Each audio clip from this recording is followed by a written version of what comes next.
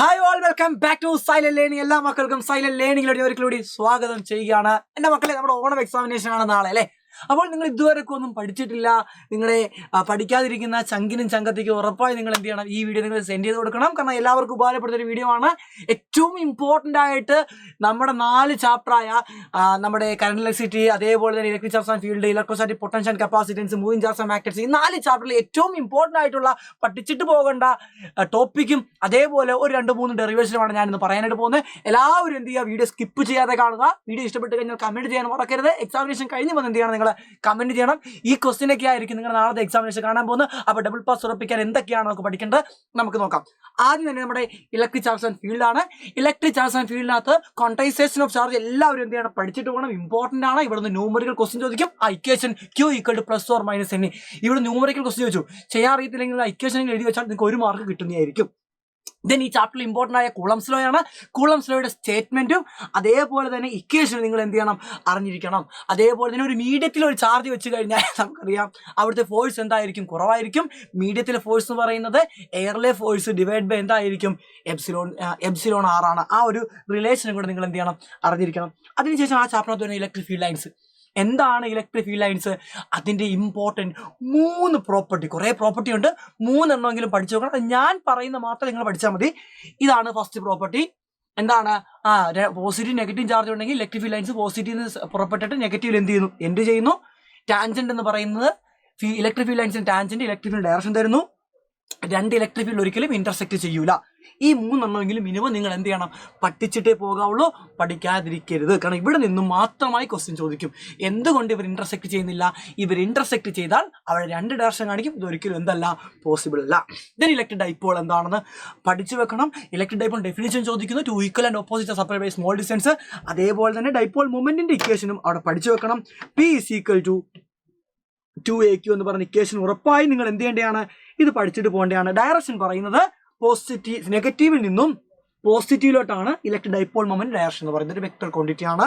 അപ്പോൾ vector quantity ആണ്. ഇതിന് ഡയറക്ഷൻ പറയുന്നത് എവിടെ നിന്ന് എങ്ങോട്ടേക്കാണ് മക്കളെ, നെഗറ്റീവ് ടു പോസിറ്റീവ് ആണ്. റെഡി അല്ലേ? ഡൈപോൾ മൊമെന്റ് അല്ലേ.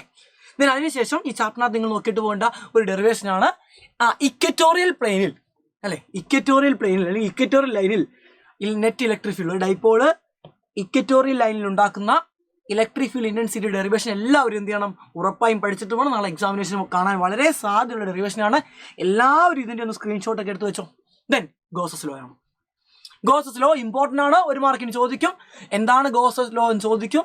അതിൻ്റെ ഇക്വേഷൻ എഴുതാൻ ചോദിക്കും. ഇവിടെ നിന്ന് പ്രോബ്ലം ചോദിക്കും. അപ്പോൾ സിമ്പിളി ഈ ഗോസസ് ലോ എന്താണെന്ന് നോക്കി വെക്കുക. ഒരു ക്ലോസ്ഡ് സർഫസിലൂടെ നെറ്റ് ഫ്ലെക്സ് എന്ന് പറയുന്നത് 1/ε0 ടൈംസ് എന്തായിരിക്കും, Q ആണ്. ദെൻ അവിടെ വരുന്നൊരു ആപ്ലിക്കേഷൻ ആണ്, ഗോസസ് ചേർത്ത് വരുന്ന ആപ്ലിക്കേഷൻ ആണ്. ഒരു സ്ട്രേറ്റ് ചാർജ് കണ്ടക്ടർ പ്രൊഡ്യൂസ് ചെയ്യുന്ന electric field intensity using Gauss's theorem.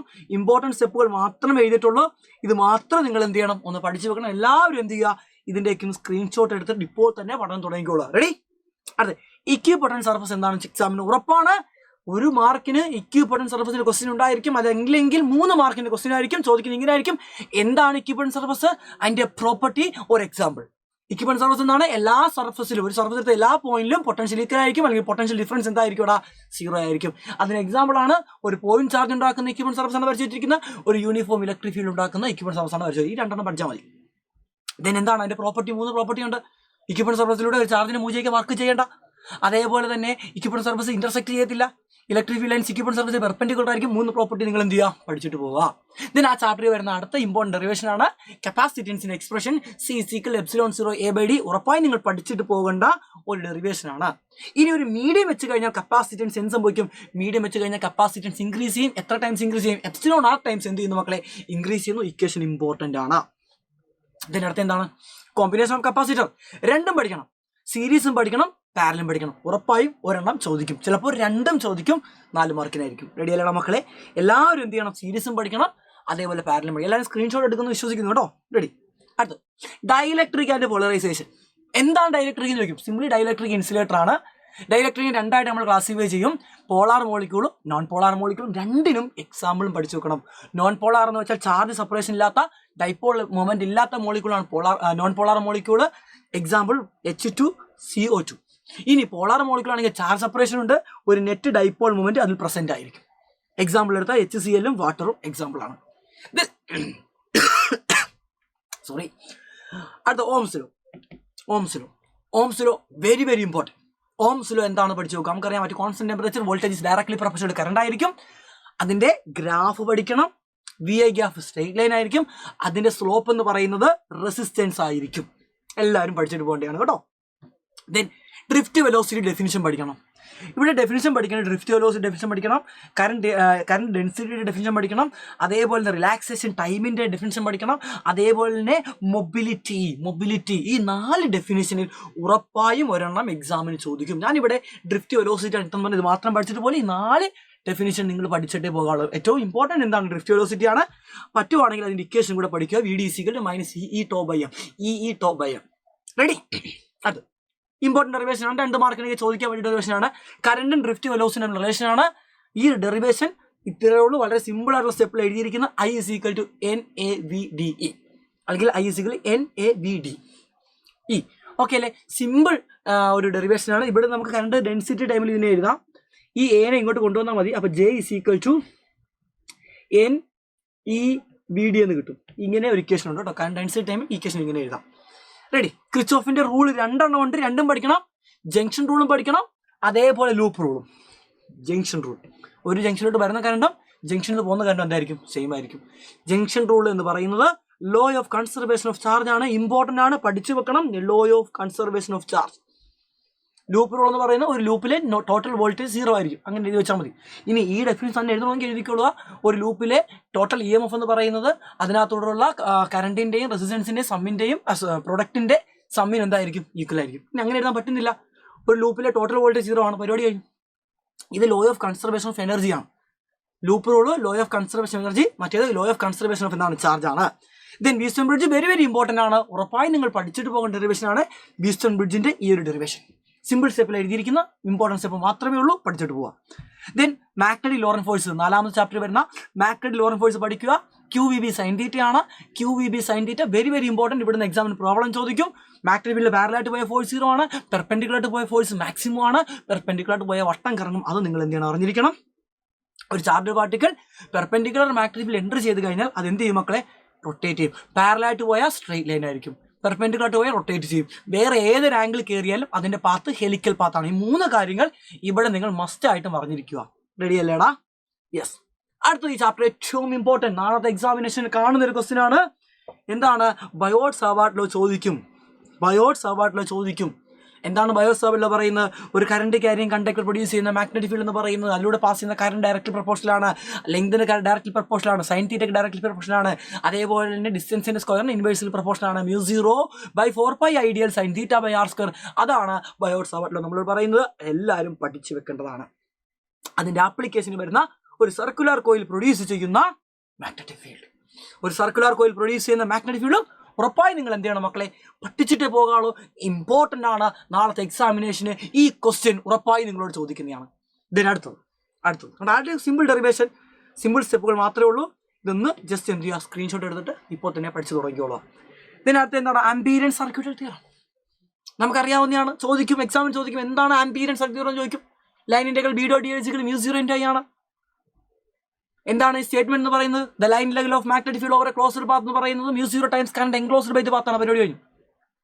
Yes. അതിന് ആപ്ലിക്കേഷന് വരുന്ന ഒരു straight current carrying conductor produce magnetic field ഒരു പക്ഷേ നിങ്ങളോട് സോളിന് വേണ്ടി ചോദിക്കാം. അതും കൂടെ ഒന്ന് പഠിച്ചിട്ട് പോവാം. റെഡി? ഇതിനടുത്ത് എന്താണ്? അടുത്ത മറ്റൊന്നുമല്ല, force acting on A current carrying conductor place and external magnetic field. ഒരു എക്സ്റ്റേണൽ മാഗ്നറ്റിക് ഫീൽഡ് ഒരു കറണ്ട് ക്യാരിയിങ് കണ്ടക്ടർ പ്ലേസ് ചെയ്ത് കഴിഞ്ഞാൽ അവിടെ ഒരു ഫോഴ്സ് കിട്ടും. ആ ഫോഴ്സ് ILB sin θ ബിൽ. അതിന്റെ ആപ്ലിക്കേഷൻ സാധനമാണ്. എന്താണ്? ഒരു റെക്ടാങ്കുലർ കറണ്ട് ക്യാരിയിങ് കോയിലിൽ എക്സ്റ്റേണൽ മാഗ്നറ്റിക് ഫീൽഡ് വെച്ച് കഴിഞ്ഞാൽ അത് റൊട്ടേറ്റ് ചെയ്യും. അവിടെ ടോർക്ക് അനുഭവപ്പെടും. അതിന് ഡെറിവേഷൻ എല്ലാവരും പഠിച്ചിട്ട് പോകണം. വളരെ സിമ്പിൾ ആൻഡ് ഹമ്പിൾ, അതേപോലെ ഇമ്പോർട്ടൻറ്റ് ഡെറിവേഷൻ ആണ്. പിന്നെ ഈ ചാപ്റ്ററിനകത്ത് പഠിക്കാനുള്ള മറ്റൊന്നുമല്ല, മൂവിംഗ് കോയിൽ ഗാൽവനോമീറ്റർ ആണ്. കറണ്ടിന്റെ പ്രസൻസ് മനസ്സിലാക്കാൻ വേണ്ടി ഉപയോഗിക്കുന്ന ഡിവൈസ് ആണ് മൂവിംഗ് കോയിൽ ഗാൽവനോമീറ്റർ.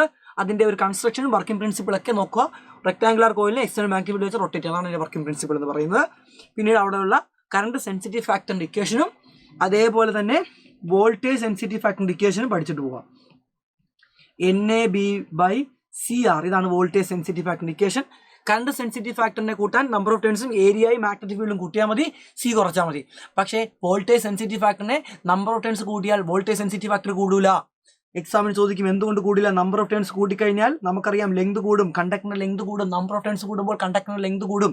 ലെങ്ത് കൂടിക്കഴിഞ്ഞാൽ റെസിസ്റ്റൻസ് കൂടും. അപ്പൊ എന്നും കൂടി ആറും കൂടി. അപ്പൊ N/R എന്തായിരിക്കും മക്കളെ? N/R കോൺസ്റ്റന്റ് ആയിരിക്കും. അപ്പോൾ വോൾട്ടേജ് സെൻസിറ്റിവിറ്റി മാറില്ല. നമ്പർ ഓഫ് ടേൺസ് കൂട്ടിയാൽ കറണ്ട് സെൻസിറ്റിവിറ്റി മാറും, വോൾട്ടേജ് സെൻസിറ്റിവിറ്റി മാറൂലടാ. ഇനി ഗാൽവനോമീറ്ററിനെ അമ്മീറ്റർ ആക്കാൻ വേണ്ടി ഒരു കുഞ്ഞു റെസിസ്റ്ററിനെ, ലോ റെസിസ്റ്ററിനെ പാരലായിട്ട് കണക്ട് ചെയ്യുക. അവിടുത്തെ ഷണ്ട് റെസിസ്റ്റൻസിന്റെ ഇക്വേഷനും നിങ്ങൾ പഠിക്കുക. ഷണ്ട് റെസിസ്റ്റൻസ് തന്നെ വിളിക്കുന്നത് കേട്ടോ. ദെൻ ഗാൽവനോമീറ്ററിനെ വോൾട്ടിമീറ്റർ ആക്കാൻ ഒരു ഹൈ റെസിസ്റ്ററിനെ സീരീസ് ആയിട്ട് കണക്ട് ചെയ്യുക. അവിടെയും നമുക്ക് ഈ ഒരു ഗാൽവനോമീറ്ററിന്റെ റെസിസ്റ്റൻസ് ആ ഒരു വോൾട്ടിമീറ്ററിന്റെ റെസിസ്റ്റൻസിന്റെ ഇക്വേഷൻ നമ്മളോട് ചോദിക്കും. R is equal to V by IG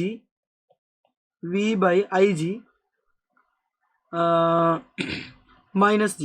ഈ ഒരു ഇക്വേഷനും നിങ്ങൾ എന്ത് ചെയ്യണം? പഠിച്ചിട്ട് പോകേണ്ടതാണ്.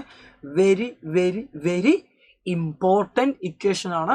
എല്ലാ മക്കളും എന്ത് ചെയ്യണം? ഈ ഇക്വേഷൻ പഠിച്ചിട്ട് പോകണം. ഓക്കെ അല്ല? അപ്പോൾ ഇത്രയും കാര്യങ്ങളാണ് നമുക്ക് പഠിക്കാനുള്ളത്. അപ്പോൾ ഉറപ്പായും വീഡിയോ ഇഷ്ടപ്പെട്ടാൽ ലൈക്ക് ചെയ്യാനും കമൻറ്റ് ചെയ്യാനും മറക്കരുത്. തൊണ്ടയൊക്കെ പോയി കിടക്കുവാണ്. എന്നാലും മാക്സിമം സൂപ്പർ 60 ഞാൻ വരുന്നതായിരിക്കും. അപ്പോൾ മാക്സിമം നിങ്ങളുടെ സപ്പോർട്ടാണ് എനിക്ക് വേണ്ടത്. അടിപൊളിയായിട്ട് പഠിച്ച് നമുക്ക് എന്ത് ചെയ്യാം? ഫുൾ മാർക്ക് തന്നെ അടിച്ചെടുക്കാം. അപ്പോൾ ഇതിൻ്റെ എല്ലാം ഡീറ്റെയിൽഡ് കാര്യങ്ങളൊക്കെ നമ്മൾ സൂപ്പർ 60 ഡീൽ ചെയ്യുന്നതായിരിക്കും. എല്ലാവരും എന്ത് ചെയ്യുക? ഉണ്ടായിരിക്കണം, ഉണ്ടാകുമെന്ന് വിശ്വസിക്കുകയാണ്. അപ്പോൾ നമുക്ക് സൂപ്പർ 60 കണ്ടുമുട്ടാം. Bye bye.